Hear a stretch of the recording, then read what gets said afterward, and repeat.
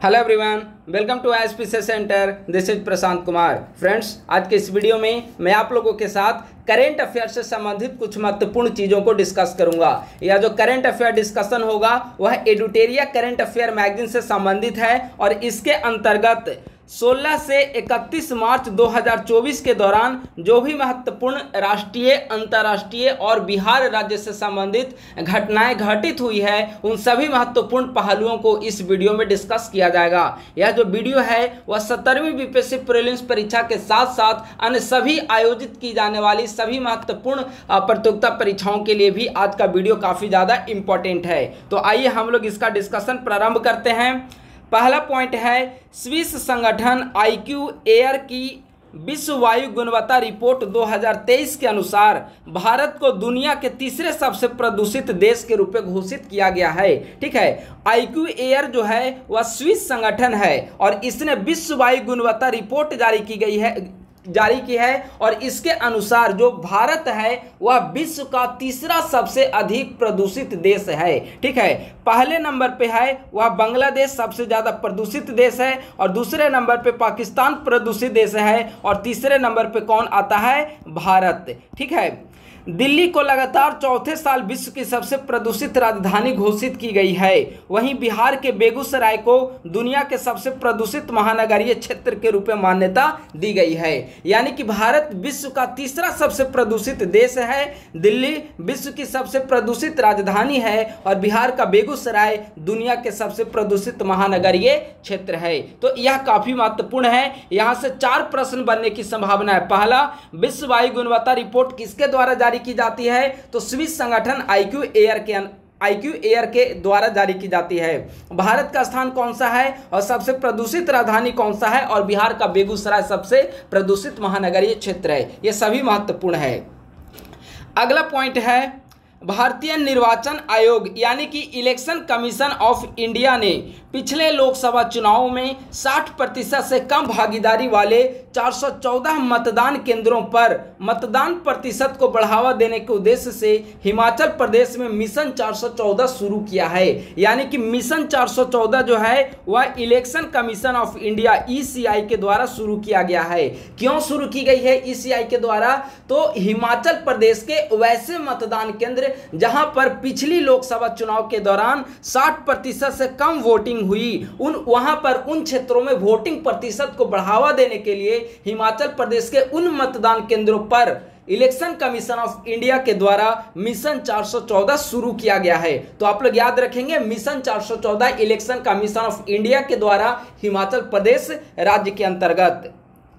अगला पॉइंट है, हाल ही में विक्रम साराभाई अंतरिक्ष केंद्र के द्वारा सखी नामक एक बहुउद्देशीय ऐप विकसित किया है। ठीक है, जो गगनयान अंतरिक्ष उड़ान मिशन के चालक दल को संचार कार्यों तथा स्वास्थ्य निगरानी में सहायता प्रदान करेगा। ठीक है, विक्रम साराभाई अंतरिक्ष केंद्र के द्वारा सखी पोर्टल, सखी ऐप को विकसित किया है जिसका मुख्य उद्देश्य जो है वह गगनयान अंतरिक्ष उड़ान मिशन के चालक दल को संचार कार्यों और स्वास्थ्य निगरानी में सहायता प्रदान करना। सखी ऐप का अगर फुल फॉर्म देखा जाए तो space borne assistant and knowledge hub for crew interaction, यह सखी का पूरा नाम है। ठीक है, तो सखी ऐप का विकास विक्रम साराभाई अंतरिक्ष केंद्र के द्वारा किया गया है।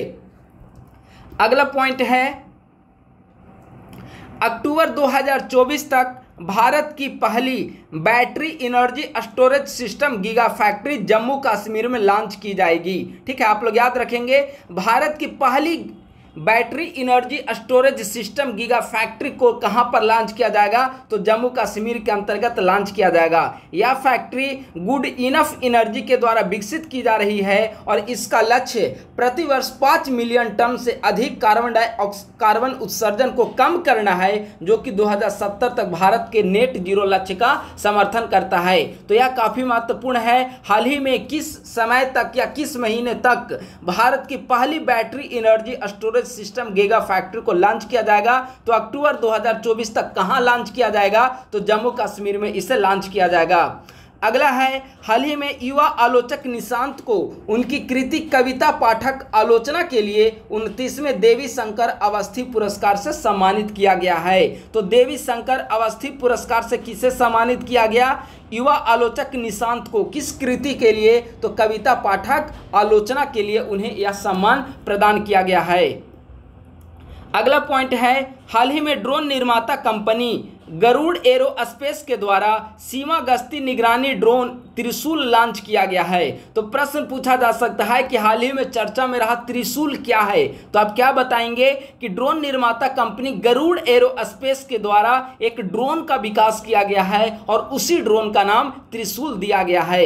यह ड्रोन अत्याधुनिक कैमरा, इंफ्रारेड तकनीक, रडार सेंसर से युक्त है जो प्राकृतिक आपदा और यातायात पर नजर रखेगा। अगला है भाषानेट पोर्टल। तो जो भाषानेट पोर्टल है वह national internet exchange of India तथा सूचना एवं प्रसारण मंत्रालय के द्वारा भारत में डिजिटल समावेशन और भाषाई विविधता के लिए सार्वभौमिक स्वीकृति हेतु भाषानेट पोर्टल का अनावरण किया गया है।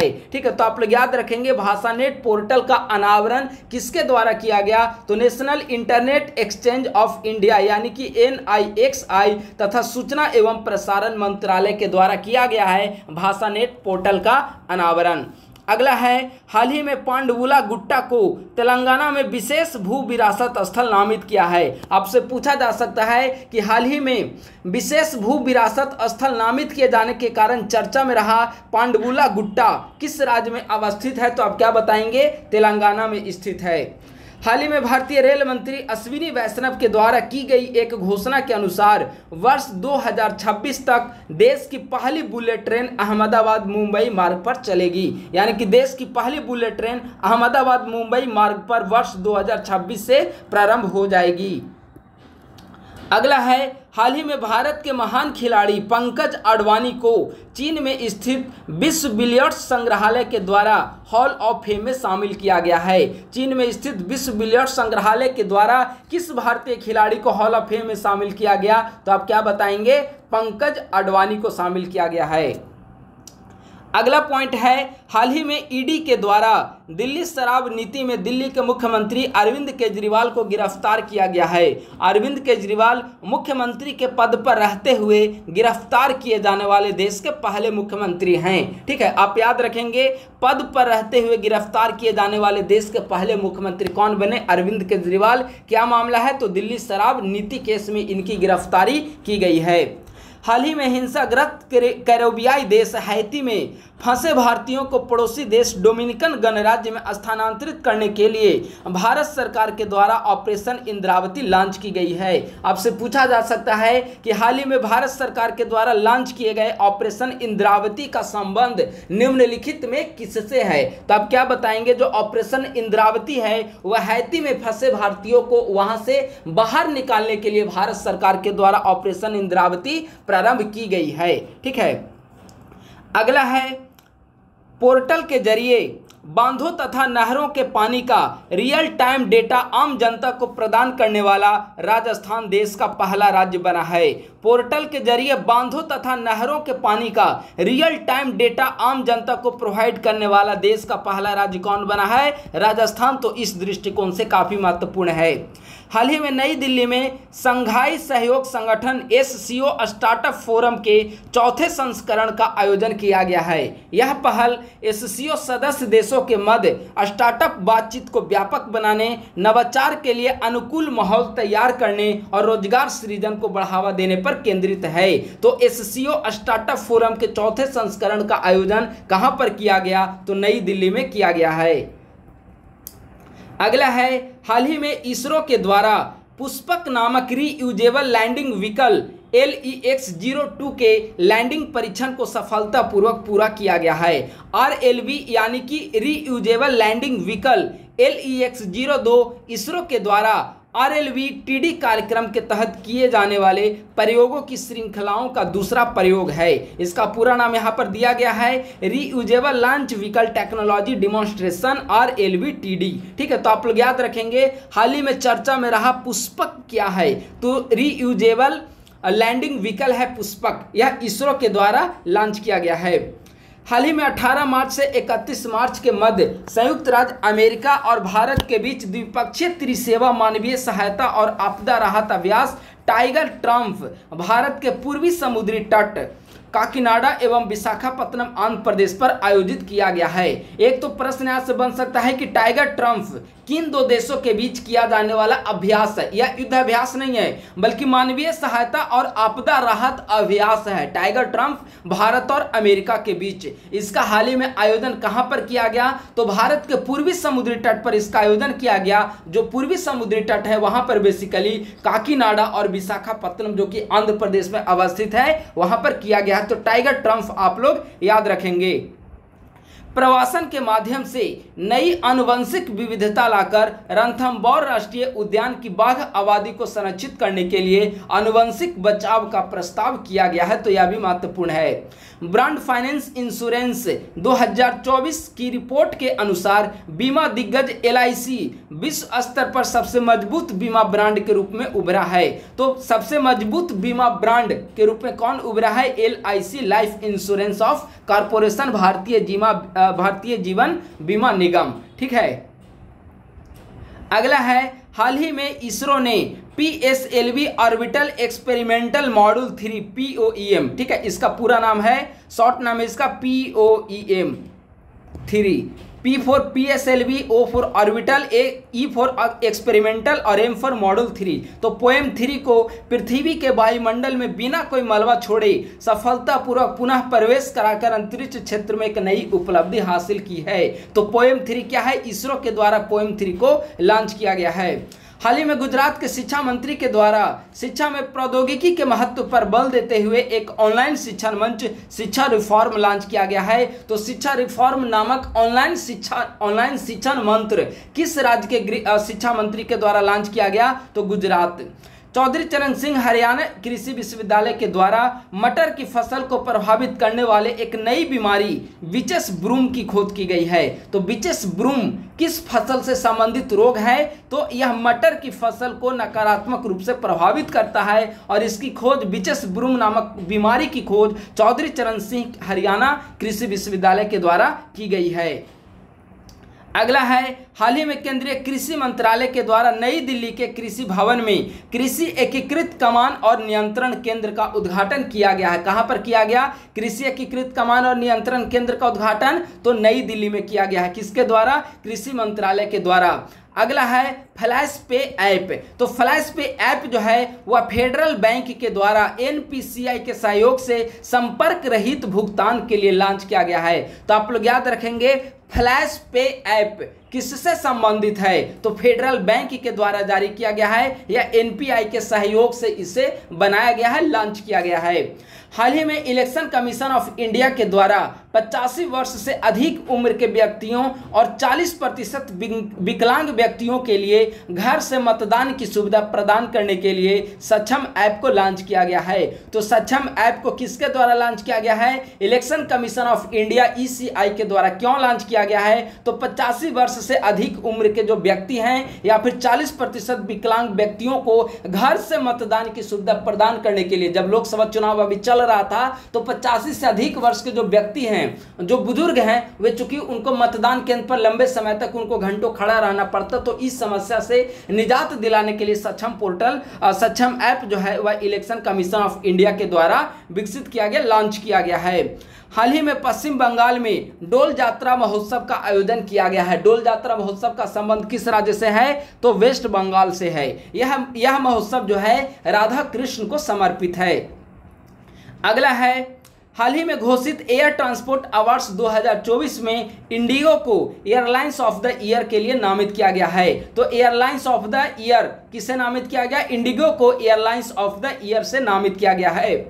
अगला जो है वह महत्वपूर्ण नहीं है क्योंकि यह जो जिस समय यह न्यूज़ पब्लिश हुआ था उस समय के लिए तो रिलेवेंट था, लेकिन अभी इसे सुप्रीम कोर्ट के द्वारा पलट दिया गया है इस निर्णय को, तो इसीलिए यह महत्वपूर्ण नहीं है। अगले पॉइंट की ओर आइए, काफ़ी महत्वपूर्ण है। ILO इंटरनेशनल लेबर ऑर्गेनाइजेशन और institute of human development IHD के द्वारा हाल ही में भारत रोजगार रिपोर्ट प्रकाशित की गई है। तो भारत रोजगार रिपोर्ट किसके द्वारा जारी की गई है? ILO एंड IHD के द्वारा जारी की गई है। इसके अनुसार अगर आप इस रिपोर्ट को आधार बनाएंगे तो इस रिपोर्ट के अनुसार 2022 में बेरोजगारी आबादी में बेरोजगार युवाओं की हिस्सेदारी जो है 82.9% यानी कि लगभग 83% युवा जो हैं वे बेरोजगार हैं। शिक्षित बेरोजगार युवाओं में महिलाएं 26.7% और पुरुष 62.6% हैं। अगला है ऑपरेशन संकल्प। ऑपरेशन संकल्प के तहत 29 मार्च 2024 को भारतीय नौसेना के द्वारा हिंद महासागर में ईरानी मछली पकड़ने वाले जहाज अल कंबर और उसके 23 पाकिस्तानी नागरिकों के चालक दल को सशस्त्र समुद्री डाकुओं से बचाया गया है। तो ऑपरेशन संकल्प आप याद रखेंगे, भारतीय नौसेना के द्वारा चलाया गया है हिंद महासागर में, ठीक है। तो ऑपरेशन संकल्प आप लोग याद रखेंगे। हाल ही में त्रिपुरा के 2 पारंपरिक वस्तुओं मातावारी पेड़ा जो कि एक प्रसाद है और रिगनाई पचरा, इसको GI टैग प्रदान किया गया है। त्रिपुरा के 2 पारंपरिक वस्तु कौन कौन? मातावारी पेड़ा और रिगनाई पचरा को GI टैग दिया गया। यह जो GI टैग है वह 10 वर्षों के लिए प्रदान की जाती है 1999 ईस्वी में बने अधिनियम के अंतर्गत। तो आप लोग याद रखेंगे त्रिपुरा के 2 पारंपरिक वस्तुओं को GI टैग दिया गया, जिनमें एक जो है मातावारी पेड़ा जो कि एक प्रकार का प्रसाद है और दूसरा रिगनाई पचरा है, ठीक है। अगला, इसरो के द्वारा अंतरिक्ष विज्ञान और प्रौद्योगिकी जागरूकता बढ़ाने के उद्देश्य से स्टार्ट 2024 कार्यक्रम आयोजित किया जाएगा। स्टार्ट 2024 कार्यक्रम क्या है, इसका पूरा नाम देख लेंगे। तो इसरो के द्वारा जिस स्टार्ट कार्यक्रम को प्रारंभ किया जाएगा उसका फुल फॉर्म है space science and technology awareness training. अगला है, राजस्थान के पाली जिले में दुनिया के पहले ओम के आकार के मंदिर का उद्घाटन किया गया है। बहुत महत्वपूर्ण है, दुनिया के पहले ओम के आकार के मंदिर का उद्घाटन कहां पर किया गया? राजस्थान में किया गया है। यह बेसिकली नागर शैली में इस मंदिर का निर्माण किया गया है, जिसका क्षेत्रफल 250 एकड़ है। हाल ही में अंतर्राष्ट्रीय खगोलीय संघ के द्वारा चंद्रयान 3 के सॉफ्ट लैंडिंग स्थल शिव शक्ति को मान्यता दी गई है। तो चंद्रयान 3 का जो लैंडिंग स्थल है उसे किस नाम से जाना जाएगा? शिव शक्ति के नाम से जाना जाएगा और इसकी मान्यता अंतर्राष्ट्रीय खगोलीय संघ के द्वारा भी मंजूरी प्रदान कर दी गई है। अगला है, इसी से संबंधित एक और फैक्ट है कि 23 अगस्त को भारत चंद्रमा पर सॉफ्ट लैंडिंग करने वाला विश्व का 4था देश बना था। अगला है, हाल ही में जारी हुरुन ग्लोबल रिच लिस्ट 2024 के मुताबिक मुंबई बीजिंग शहर को पीछे छोड़कर पहली बार एशिया का बिलियनियर कैपिटल बन गया है, ठीक है। तो एशिया का बिलियनियर कैपिटल कौन बना? मुंबई। पहले कौन था? बीजिंग था, तो बीजिंग को रिप्लेस करके मुंबई बन गया है। इस लिस्ट के मुताबिक बीजिंग के 91 अरबपति की अपेक्षा मुंबई में 92 अरबपति हो गए। तो अरबपतियों के दृष्टिकोण से सबसे ज़्यादा अरबपति मुंबई में हैं और इस दृष्टिकोण से इसने चाइना के बीजिंग को पीछे छोड़ दिया। भारतीय वायुसेना 1 अप्रैल से 10 अप्रैल के मध्य देश का सबसे बड़ा हवाई सैन्य अभ्यास गगन शक्ति 2024 का आयोजन राजस्थान के पोखरण स्थित फील्ड फायरिंग रेंज में कर रही है। तो प्रश्न पूछा जा सकता है कि गगन शक्ति जो है इसका आयोजन कहां पर किया गया? तो राजस्थान के पोखरण में। और यह किसके द्वारा यह युद्धाभ्यास हवाई सैन्य अभ्यास किया गया? तो भारतीय वायुसेना इंडियन एयरफोर्स के द्वारा यह अभ्यास किया गया है। अगला है, भारत के ग्यालसूंग परियोजना से संबंधित बुनियादी ढांचे के विकास के लिए भूटान को 500 करोड़ रुपए की दूसरी किस्त जारी की गई है। तो ग्यालसूंग परियोजना बहुत महत्वपूर्ण है। क्यों? क्योंकि ग्यालसूंग परियोजना जो है वह भारत और भूटान से संबंधित है। पूछा जा सकता है कि ग्यालसूंग परियोजना का संबंध किन 2 देशों से? तो भारत और भूटान। भारत के सहयोग से वहां पर भूटान में विकसित किया जा रहा है और इसके लिए इकोनॉमिक जो हेल्प है वह भारत के द्वारा दी जा रही है। भारत की दिग्गज खिलाड़ी जोड़ी सात्विक साईराज रंकी रेड्डी और चिराग शेट्टी पुरुष युगल की BWF रैंकिंग में लगातार 10 हफ्ते तक शीर्ष पर रहने वाले पहले भारतीय खिलाड़ी बने हैं। भारतीय निर्वाचन आयोग इलेक्शन कमीशन ऑफ इंडिया के द्वारा सी विजिल ऐप लॉन्च की गई है। अभी हमने ऊपर में बताया था कि इलेक्शन कमीशन ऑफ इंडिया के द्वारा सक्षम ऐप भी विकसित किया गया, क्योंकि 85 वर्ष से अधिक उम्र के व्यक्ति और 40% जो विकलांगता है उनको घर बैठे मतदान की सुविधा प्राप्त हो, इसके लिए सक्षम ऐप। और जो सी विजिल ऐप है वह जो इलेक्शन कमीशन ऑफ इंडिया के द्वारा जारी की गई है, लेकिन चुनाव आचार संहिता के उल्लंघन की आप वहां पे रिपोर्टिंग दर्ज करा सकते हैं, तो इसके लिए सी विजिल ऐप को लॉन्च किया गया है। हाल ही में भारत में निर्मित स्वदेशी LCA तेजस मार्क 1A लड़ाकू विमान ने अपनी पहली उड़ान बेंगलुरु में सफलतापूर्वक पूरी की है। LCA लाइट कॉम्बैक्ट एयरक्राफ्ट इसका पूरा नाम है, ठीक है। LCA Tejas mark 1A Hindustan aeronautics limited के द्वारा विकसित किया गया है। अगला है केंद्रीय गृह मंत्रालय के द्वारा नागालैंड और अरुणाचल प्रदेश में अस्फा अधिनियम को 6 महीने के लिए बढ़ाया गया है। तो नागालैंड और अरुणाचल प्रदेश में अस्फा को 6 महीने के लिए बढ़ा दिया गया है। तो आप लोग याद रखेंगे नागालैंड और अरुणाचल प्रदेश, ठीक है। तो यह था महत्वपूर्ण राष्ट्रीय करेंट अफेयर जो कि 16 से 31 मार्च के बीच के संबंधित हैं। अगला है अंतर्राष्ट्रीय करेंट अफेयर।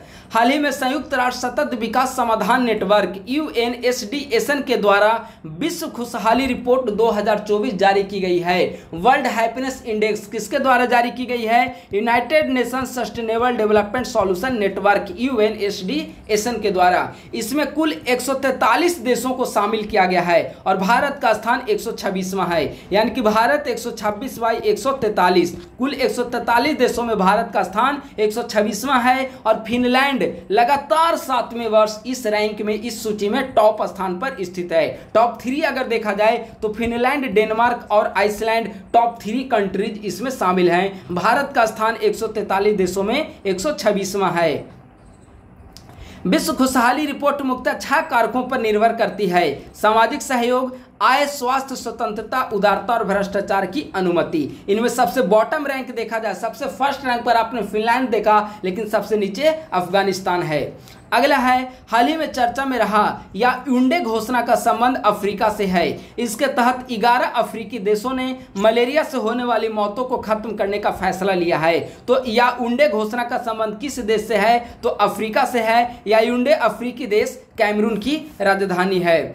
अगला है हाल ही में गुआना के द्वारा भारत के हिंदुस्तान एरोनॉटिक्स लिमिटेड HAL के द्वारा डोर्नियर विमान खरीदने का फैसला किया गया है।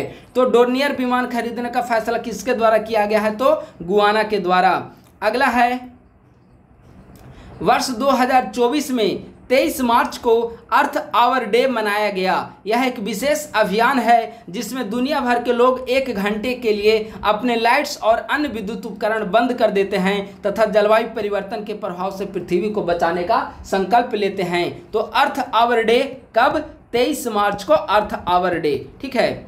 अगला है IMT त्रिलैत 2024 युद्धाभ्यास, ठीक है। यह बेसिकली देखिए IMT से आप लोग याद रखेंगे, आप IMT याद रखेंगे I for India, M for Mozambique and T for Tanzania.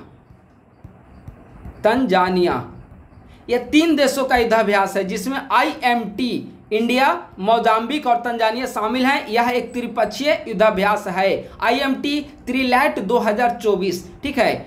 इसमें भारतीय वायुसेना के जहाज INS तीर और INS सुजाता इसमें भाग लिया है।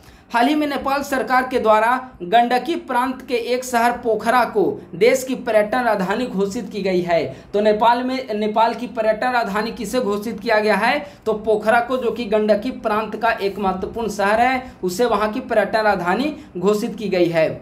हाल ही में चर्चा में रहा उष्णकटिबंधीय चक्रवात मेगन का संबंध ऑस्ट्रेलिया से है। तो मेगन क्या है? उष्णकटिबंधीय चक्रवात है। कहां पर आया? तो ऑस्ट्रेलिया में। 18 से 20 मार्च 2024 को दक्षिण कोरिया के सियोल में लोकतंत्र के लिए 3रे शिखर सम्मेलन का आयोजन किया गया। दक्षिण कोरिया के राष्ट्रपति और अमेरिकी विदेश मंत्री एंटनी ब्लिंकन के द्वारा इस शिखर सम्मेलन का शुभारंभ किया गया। तो लोकतंत्र के लिए 3रे शिखर सम्मेलन का आयोजन दक्षिण कोरिया में किया गया, दक्षिण कोरिया के सियोल में, जहां पर दक्षिण कोरिया और अमेरिका के द्वारा इसका उद्घाटन किया गया। आयरलैंड के भारतीय मूल के प्रधानमंत्री लियो वराडकर द्वारा हाल ही में व्यक्तिगत और राजनीतिक उद्देश्यों का हवाला देते हुए इस्तीफे की घोषणा की गई है। इस्तीफे की घोषणा की है। लियो वराडकर आयरलैंड के पहले समलैंगिक प्रधानमंत्री थे। ये भारतीय मूल के थे, तो यह काफ़ी महत्वपूर्ण हो जाता है। अगला है, सऊदी अरब के जेदा में दुनिया की पहली 3D प्रिंटेड मस्जिद का अनावरण किया गया है, जिसका नाम अब्दुल अजीज अब्दुल्ला सराबतली के नाम पर रखा गया है। बहुत महत्वपूर्ण है, ठीक है। दुनिया की पहली 3D प्रिंटेड मस्जिद का अनावरण कहाँ पर किया गया? तो सऊदी अरब की जेद्दा में, जिसका नाम अब्दुल अजीज अब्दुल्ला सराबतली के नाम पर रखा गया है। अगला है लैमित्या युद्धाभ्यास। तो लैमित्या युद्धाभ्यास भारत और सेशल्स के बीच में किया जाता है। हाल ही में न्यूजीलैंड के द्वारा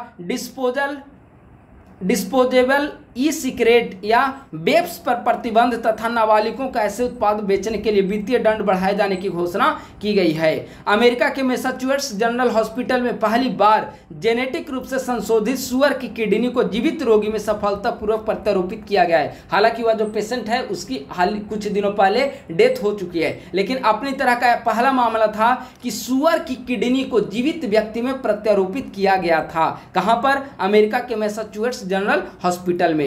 हाल ही में आइसलैंड के दक्षिण पश्चिम में स्थित ग्रीडाविक ज्वालामुखी में विस्फोट हुआ है। तो ग्रीडाविक ज्वालामुखी, इसका ज्योग्राफिकल लोकेशन आप लोग देख लेंगे। ग्रीडाविक जो ज्वालामुखी है वह आइसलैंड के दक्षिण पश्चिम में स्थित है, ठीक है। तो यह महत्वपूर्ण है। रूस में हुए राष्ट्रपति चुनाव में 5वीं बार व्लादिमीर पुतिन ने जीत दर्ज की है। पुतिन वर्ष 2030 तक राष्ट्रपति पद पर बने रहेंगे। हाल ही में हांगकांग के द्वारा एक नए राष्ट्रीय कानून का अनावरण किया गया है, जिसमें देशद्रोह और विद्रोह जैसे बड़े अपराधों के लिए आजीवन कारावास की सजा शामिल की गई है। यूके को शिपमेंट पर शुल्क रियायतों का लक्ष्य रखने वाले निर्यातकों को विकासशील देश व्यापार योजना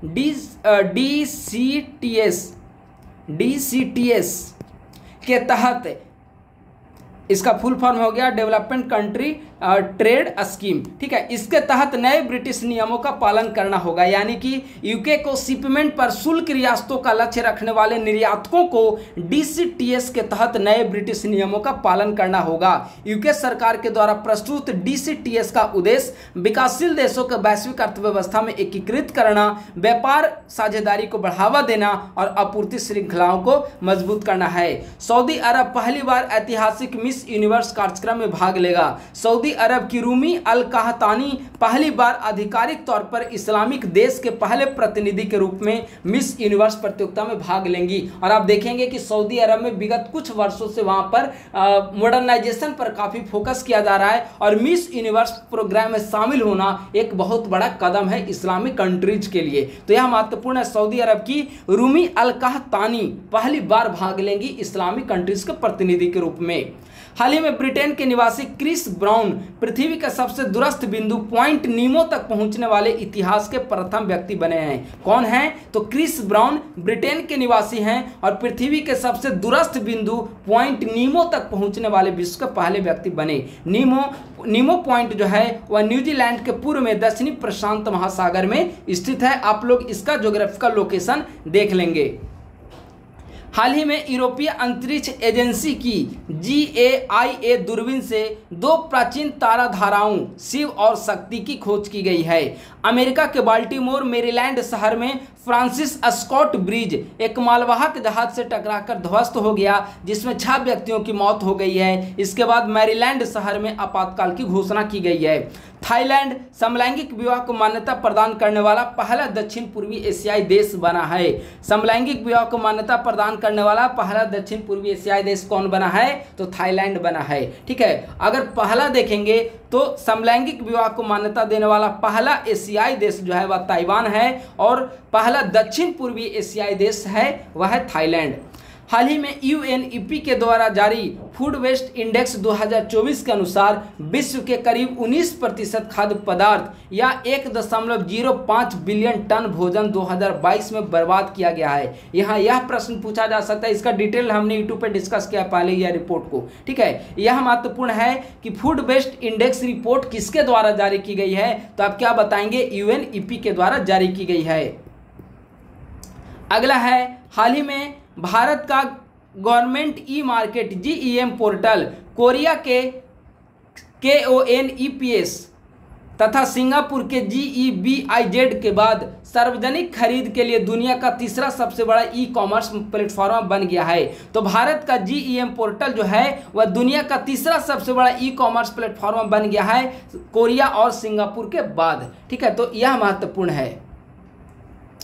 अगला है, हाल ही में की गई एक घोषणा के अनुसार महिलाओं के अधिकार और लैंगिक समानता पर संयुक्त राष्ट्र के मंच के 69वें सत्र 2025 की अध्यक्षता सऊदी अरब के द्वारा किया जाएगा। बहुत महत्वपूर्ण है। हाल ही में WHO द्वारा उभरते कोरोना वायरस की निगरानी के लिए एक वैश्विक प्रयोगशाला नेटवर्क कोविनेट को लॉन्च किया गया है। 148वीं अंतर संसदीय संघ की बैठक 23 से 27 मार्च के मध्य जिनेवा स्विट्जरलैंड में आयोजित की गई है, जिसमें भारत की तरफ से राज्यसभा के उपसभापति हरिवंश नारायण सिंह ने भाग लिया है।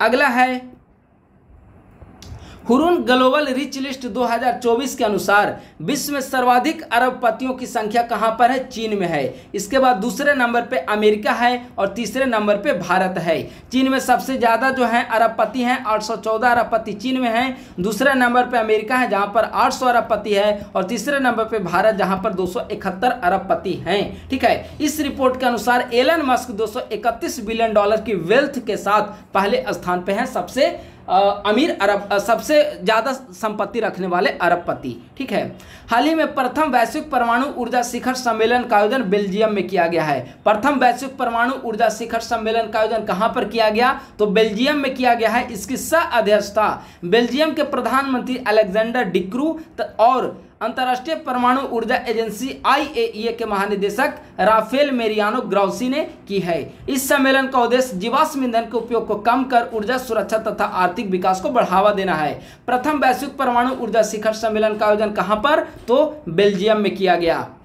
अंतर्राष्ट्रीय परमाणु ऊर्जा एजेंसी के बारे में महत्वपूर्ण तथ्य, तो 19 जुलाई 1957 ईस्वी को IAEA की स्थापना की गई थी, जिसका मुख्यालय वियना में है। अगला महत्वपूर्ण है अंकटाड। अंकटाड के द्वारा ग्लोबल ट्रेड रिपोर्ट जारी की गई। आपसे पूछा जा सकता है ग्लोबल ट्रेड रिपोर्ट किसके द्वारा जारी की जाती है? तो ग्लोबल ट्रेड रिपोर्ट अंकटाड के द्वारा जारी की जाती है और इसके अनुसार 2023 में भारत के सेवा निर्यात में 14% की वृद्धि हुई है, वहीं माल निर्यात में 6% की गिरावट दर्ज की गई है। सेवा निर्यात में 14% की वृद्धि हुई, वहीं माल यानी कि वस्तु के निर्यात में 6% की गिरावट दर्ज की गई। किसके अनुसार? तो अंकटाड की ग्लोबल ट्रेड रिपोर्ट के अनुसार। ठीक है, तो यह बेसिकली अंतर्राष्ट्रीय करंट अफेयर था एडुटेरिया का 16 से 31 मार्च के बीच का। अब आइए बिहार राज्य विशेष यानी कि बिहार का करंट अफेयर्स और 16 से 31 मार्च के बीच जो बिहार में महत्वपूर्ण घटनाएं घटित हुई है उसे हम लोग देख लेते हैं। पहला है, मार्च 2024 में भारत सरकार के द्वारा विश्व मौसम विज्ञान दिवस की पूर्व संध्या पर नई दिल्ली स्थित भारतीय मौसम विज्ञान विभाग के एक कार्यक्रम में मौसम विज्ञान केंद्र पटना को मौसम पूर्वानुमान संबंधी उत्कृष्ट सेवाओं के लिए वर्ष 2023 का सर्वश्रेष्ठ मौसम केंद्र के रूप में सम्मानित किया है। कुल मिलाकर यही एक कंक्लूजन है कि 2023 का सर्वश्रेष्ठ मौसम केंद्र के रूप में किस राज्य को सम्मानित किया गया? तो आंसर क्या हो जाएगा? बिहार। अगला है, बिहार के प्रसिद्ध व्यक्ति तथा सुपर 30 के संस्थापक आनंद कुमार को हाल ही में UAE सरकार ने गोल्डन वीजा प्रदान किया है। मार्च 2024 में मुख्यमंत्री नीतीश कुमार के द्वारा विधान पार्षद सह नेत्र रोग विशेषज्ञ डॉक्टर राजवर्धन आजाद के द्वारा लिखी गई पुस्तक नीम का शहद का विमोचन किया गया। नीम का शहद पुस्तक किसके द्वारा लिखी गई है? डॉक्टर राजवर्धन आजाद के द्वारा। लेकिन विमोचन किसके द्वारा किया गया? तो माननीय मुख्यमंत्री नीतीश कुमार के द्वारा। अगला है, हाल ही में 15 से 17 मार्च 2024 को महाबोधि संस्कृति केंद्र बोधगया में 30वां राष्ट्रीय राज्य निर्वाचन आयुक्त सम्मेलन का आयोजन किया गया। 30वां राष्ट्रीय राज्य निर्वाचन आयुक्त सम्मेलन का आयोजन कहां पर किया गया? बोधगया के महाबोधि संस्कृति केंद्र में। इसका उद्घाटन बिहार के राज्यपाल के द्वारा किया गया है। अगला है, बिहार खेल छात्रवृत्ति योजना 2024। हाल ही में बिहार सरकार ने दीर्घकालीन एथलीट विकास कार्यक्रम के तहत बिहार खेल छात्रवृत्ति योजना 2024 को मंजूरी प्रदान की है। इस योजना के तहत छात्रवृत्ति को मुख्यतः 3 वर्गों में बांटा गया है। 12 से 18 वर्ष की उम्र के 500 खिलाड़ियों को प्रत्येक वर्ष 3 लाख रुपए दिए जाएंगे।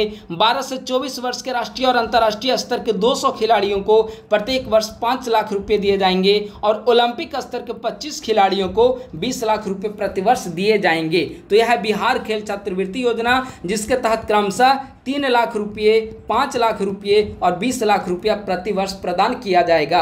अगला है 22 मार्च 2024 को बिहार के द्वारा 112वां स्थापना दिवस मनाया गया है। इसका पहली बार आयोजन जो है वह 2010 में पहली बिहार दिवस मनाया गया था। अगला है हाल ही में प्रधानमंत्री नरेंद्र मोदी के द्वारा बिहार के लिए 2 नई वंदे भारत एक्सप्रेस ट्रेन की अनुमति प्रदान की गई है। ये जो दोनों नई वंदे भारत ट्रेन हैं वह पटना गोमती नगर और पटना न्यू जलाईपुरी रूट पर संचालित की जाएगी। मार्च 2024 में ज्ञान भवन पटना में बिहार उद्यमी संघ के बैनर तले बिहार उद्यमिता सम्मेलन का आयोजन किया गया है। देश भर में बिहार स्टार्टअप रैंकिंग में 9वें स्थान पर है। स्टार्टअप रैंकिंग में पूरे देश भर के विभिन्न राज्यों में 9वें स्थान पर बिहार आता है। बिहार उद्यमिता सम्मेलन 2024 का आयोजन कहाँ पर किया गया? ज्ञान भवन पटना में। अगला है स्विस संगठन IQ एयर के द्वारा जारी विश्व वायु गुणवत्ता रिपोर्ट 2023 के अनुसार बिहार का बेगूसराय सबसे प्रदूषित महानगरीय क्षेत्र बन गया है। सबसे पहले हमने इसी को डिस्कस किया था, ठीक है। अगला है हाल ही में राष्ट्रीय कृषि और ग्रामीण विकास बैंक नाबार्ड ने वर्ष 2024-25 में बिहार के लिए 2,43,093 करोड़ रुपए की ऋण क्षमता का अनुमान लगाया है। नाबार्ड के बारे में अगर देखें तो नाबार्ड का मुख्यालय मुंबई में है और इसकी स्थापना 1982 में की गई थी। हाल ही में UNEP के सहयोग से बिहार राज्य प्रदूषण नियंत्रण बोर्ड के द्वारा तैयार की गई climate resilient and low carbon development pathway report के अनुसार बिहार का ग्रीन हाउस गैस उत्सर्जन वर्ष 2070 तक 5.2 गुना बढ़ने का अनुमान लगाया गया है। 25 से 28 मार्च 2024 को भारतीय तलवारबाजी संघ की ओर से आंध्र प्रदेश में आयोजित सब जूनियर राष्ट्रीय तलवारबाजी प्रतियोगिता में बिहार के पूर्वी चंपारण की केसर राज ने कांस्य पदक हासिल किया है, तो काफी महत्वपूर्ण है। अगला है बिहार गौरव दिवस सम्मान। बिहार दिवस 22 मार्च को बिहार दिवस के मौके पर न्यूयॉर्क अमेरिका में बिहार से ताल्लुक़ रखने वाले भारतीय मूल के 4 अमेरिकी नागरिकों को बिहार विश्व गौरव सम्मान से सम्मानित किया गया है। सम्मानित व्यक्तियों में डॉक्टर क्रिश सिंह, अमित चौधरी, डॉक्टर दिनेश रंजन और अभिनव अतुल शामिल हैं। तो इन 4 भारतीय मूल के अमेरिकियों को बिहार विश्व गौरव सम्मान से सम्मानित किया गया है। कब? बिहार दिवस के अवसर पर। कब बिहार दिवस मनाया जाता है? 22 मार्च को, ठीक है। तो ये बिहार का भी नेशनल, इंटरनेशनल और बिहार का डिस्कशन समाप्त हुआ। अब आइए विविध की ओर। महत्वपूर्ण दिवस और थीम। अंतर्राष्ट्रीय प्रसन्नता दिवस 20 मार्च को, इसका थीम है reconnecting for happiness, building resilient communities. विश्व गौरैया दिवस 20 मार्च, इसका थीम है गौरैया उन्हें एक ट्वीट मौका दें, मुझे गौरैया से प्यार है और हम गौरैया से प्यार करते हैं। अगला है 21 मार्च को नस्लीय भेदभाव उन्मूलन के लिए अंतर्राष्ट्रीय दिवस। अगला है अंतर्राष्ट्रीय वन दिवस। कब? 21 मार्च को। थीम क्या है? वन और नवाचार, फॉरेस्ट एंड इनोवेशन, बेहतर दुनिया के लिए नए समाधान। अगला है विश्व जल दिवस। कब मनाया जाता है विश्व जल दिवस? 22 मार्च को। इसका थीम है शांति के लिए जल, यानी कि वाटर फॉर पीस। अगला है 23 मार्च विश्व मौसम विज्ञान दिवस। इसका थीम है at the front line of climate action. विश्व टीवी दिवस 24 मार्च। हाँ, हम टीवी को समाप्त कर सकते हैं। Yes, we can do. विश्व रंगमंच दिवस 27 मार्च को। थिएटर और शांति की संस्कृति थीम है। राष्ट्रीय चिकित्सक दिवस 30 मार्च को। इसका थीम है इसका थीम है हियरलेस ऑफ होप। आप इतना याद रखें लास्ट का, ठीक है। ऐसे wings and stethoscope, heralds of hope इसका मुख्य थीम है। अंतर्राष्ट्रीय शून्य अवशिष्ट दिवस 30 मार्च को मनाया जाता है। तो यह महत्वपूर्ण दिवस और महत्वपूर्ण थीम है। अब आइए महत्वपूर्ण अवार्ड जो प्रदान किया गया है। हाल ही में मलयालम भाषा के प्रसिद्ध कवि प्रभा वर्मा को उनके काव्य संग्रह रुद्र सात्विकम के लिए सरस्वती सम्मान दिए जाने की घोषणा की गई है। सरस्वती सम्मान 1991 में के बिरला फाउंडेशन के द्वारा स्थापित किया गया था। तो सरस्वती सम्मान किसे दिया जाएगा? रुद्र सात्विकम को प्रदान किया जाएगा। सॉरी, रुद्र सात्विकम को नहीं, प्रभा वर्मा को रुद्र सात्विकम के लिए। ठीक है, अगला है प्रसिद्ध कर्नाटक संगीतकार थोदूर मदाबुसी कृष्णा को 2024 के लिए संगीत कलानिधि पुरस्कार विजेता के रूप में चयनित किया गया है। अगला है डॉक्टर नीना प्रसाद को 2024 में नृत्य कलानिधि पुरस्कार से सम्मानित किया गया है। अगला है भारतीय प्रधानमंत्री नरेंद्र मोदी को उनके भूटान दौरे के दौरान भूटान के सर्वोच्च नागरिक सम्मान ऑर्डर ऑफ ड्रूक ग्याल्पो से सम्मानित किया गया है। अगला है हाल ही में पत्रकारिता के क्षेत्र में महत्वपूर्ण पुरस्कार रामनाथ गोयनका का पुरस्कार 2024 में घोषित की गई है। इसके अनुसार पर्यावरण तथा विज्ञान श्रेणी में जयश्री नंदी और हिंदुस्तान टाइम्स, सरकार और राजनीति पर रिपोर्टिंग के लिए ऋतिक चोपड़ा, इंडियन एक्सप्रेस और BBC हिंदी कीर्ति दुबे को प्रिंट श्रेणी के लिए यह अवार्ड प्रदान किया गया है। अगला है प्रसिद्ध भारतीय वैज्ञानिक जयंत मूर्ति के नाम पर एक क्षुद्रग्रह का नाम रखकर इंटरनेशनल एस्ट्रोनॉमिकल यूनियन के द्वारा सम्मानित किया गया है। हाल ही में आयोजित हॉकी इंडिया के 6ठे वार्षिक पुरस्कार समारोह में हार्दिक सिंह और सलीमा टेटे को क्रमशः पुरुष और महिला वर्ग में 2023 के लिए वर्ष का सर्वश्रेष्ठ खिलाड़ी घोषित किया गया है। पुरुष का सर्वश्रेष्ठ खिलाड़ी हार्दिक सिंह को और महिला का सर्वश्रेष्ठ खिलाड़ी सलीमा टेटे को। ठीक है, अगला है गणित के नोबेल पुरस्कार के रूप में जाना जाने वाला एबेल पुरस्कार 2024 मिशेल टेलर ग्राउंड को दिया गया है। यह पुरस्कार Norwegian academy of science and letters के द्वारा दिया जाता है। अब पुरस्कार हो गया। अब आइए महत्वपूर्ण खेल से संबंधित कुछ प्रश्न को हम लोग देख लेते हैं।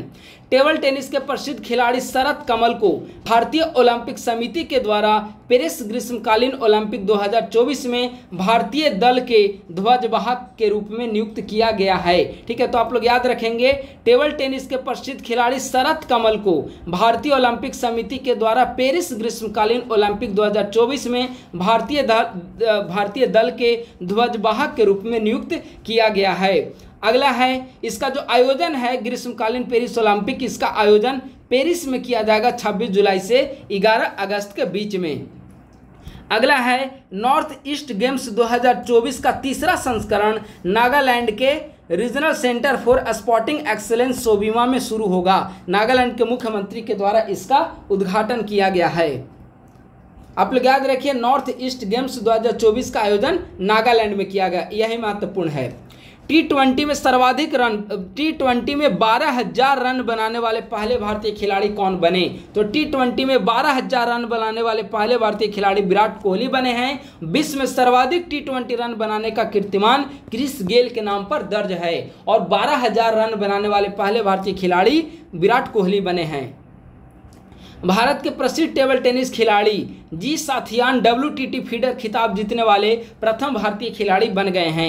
ACC के मुताबिक, ACC यानी कि एशियन क्रिकेट काउंसिल के मुताबिक महिला क्रिकेट T20 एशिया कप 2024 का आयोजन कहां पर किया जाएगा? तो श्रीलंका में किया जाएगा। अगला है सरफुदौला इब्ने शाहिद ICC के एम्पायरों में शामिल होने वाले पहले बांग्लादेशी एम्पायर बने हैं। ICC के एम्पायर में शामिल होने वाले पहले बांग्लादेशी एम्पायर सरफुदौला इब्ने शाहिद बने। इटली के जेनिक सिनर ने बुल्गारिया के ग्रिगोर दिमित्रोव को हराकर Miami Open Masters 1000 tennis tournament जीत लिया है, तो यह भी महत्वपूर्ण है। अब आइए महत्वपूर्ण नियुक्ति या निधन। तमिलिसाई सुंदरराजन के इस्तीफे के बाद झारखंड के राज्यपाल CP राधाकृष्णन को तेलंगाना के राज्यपाल और पुडुचेरी के उपराज्यपाल को अतिरिक्त प्रभार दिया गया है। यह तो उस समय के करंट के अकॉर्डिंग ठीक है, और हाल ही में ऐसा न्यूज आ रहा है कि अश्विनी चौबे को तेलंगाना के राज्यपाल की नियुक्ति प्रदान की गई है। हालांकि अभी ये सरकार के द्वारा जारी नहीं की गई है, लेकिन ऐसे कई चैनलों पर यह बताया गया, तो आप लोग अभी इसे होल्ड रखिए। महत्वपूर्ण नियुक्तियां जो है ऐसे भी समय समय पर बदलते रहते हैं, तो आपको इससे अपडेट रखना पड़ेगा। ठीक है, 1992 बैच के भारतीय विदेश सेवा के अधिकारी विनय कुमार को रूस में भारत का नया राजदूत बनाया गया है। रूस में भारत के नए राजदूत विनय कुमार बने। हाल ही में 22वें विधि आयोग के पूर्व अध्यक्ष ऋतुराज अवस्थी को लोकपाल के नए न्यायिक सदस्य के रूप में नियुक्ति प्रदान की गई है। एनआईए के नए महानिदेशक सदानंद बसंत दांते को बनाया गया है। अंतर्राष्ट्रीय हॉकी महासंघ ने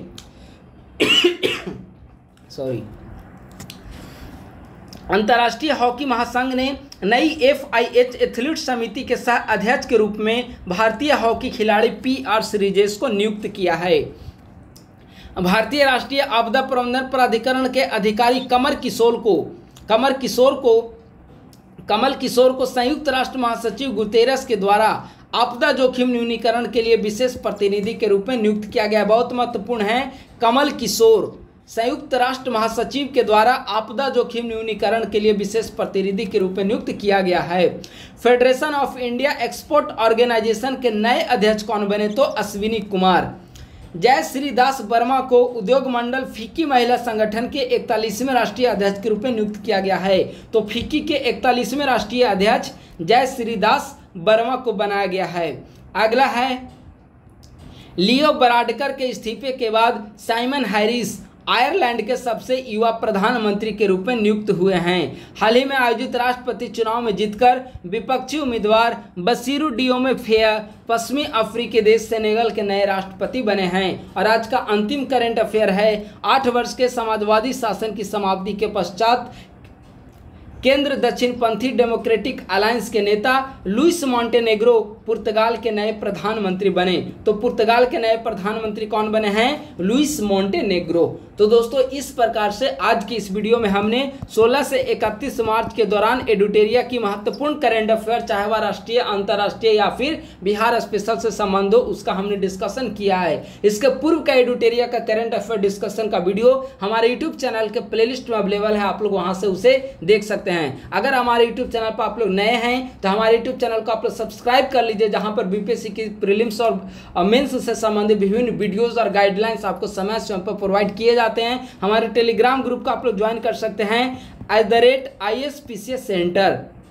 यहाँ पर बीपीएससी की प्रीलिम्स और मुख्य परीक्षा से संबंधित विभिन्न मटेरियल आपको निःशुल्क प्रोवाइड किए जाते हैं। तो बस आज के वीडियो के यहीं पर समाप्त करता हूँ। एक नए टॉपिक के साथ शीघ्र ही आपके समक्ष उपस्थित होऊंगा। धन्यवाद। Thank you so much.